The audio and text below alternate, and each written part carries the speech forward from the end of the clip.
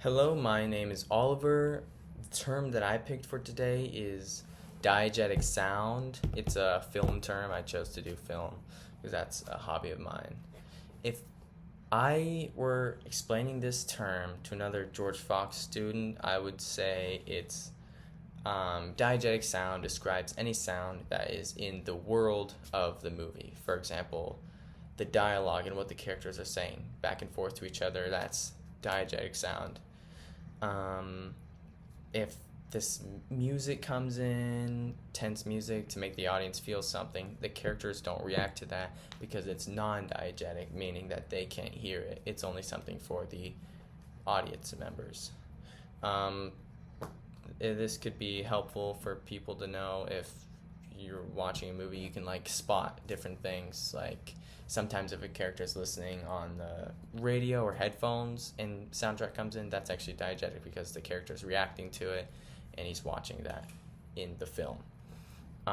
If I had to explain this to a toddler, I would say that diegetic sound is just a fancy way of talking about the sound that the characters can or can't hear.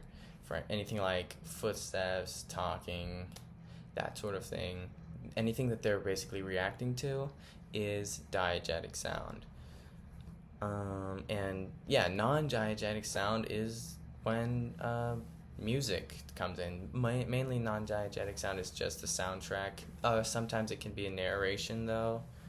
Um, yeah, it's helpful for them as well if they like to watch movies. You can spot and kind of understand what the characters are experiencing versus what they aren't.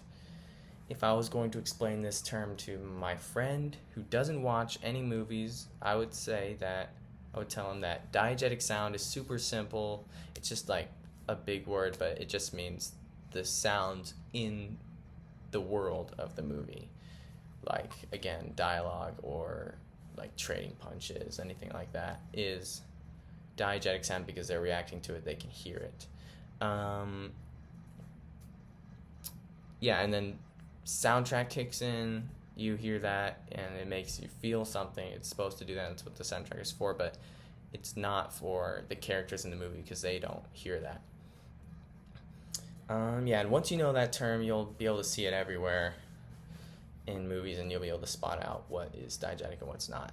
The reading that stood out to me the most was Silver Star by William Stafford, the one about the mountain. I really liked how he described patience, and that it wasn't just waiting for something to happen, but it was waiting and then showing up each day with like strength and doing what you need to do each day. And I thought, and yeah, for me that was really impactful. It was my favorite part of the reading.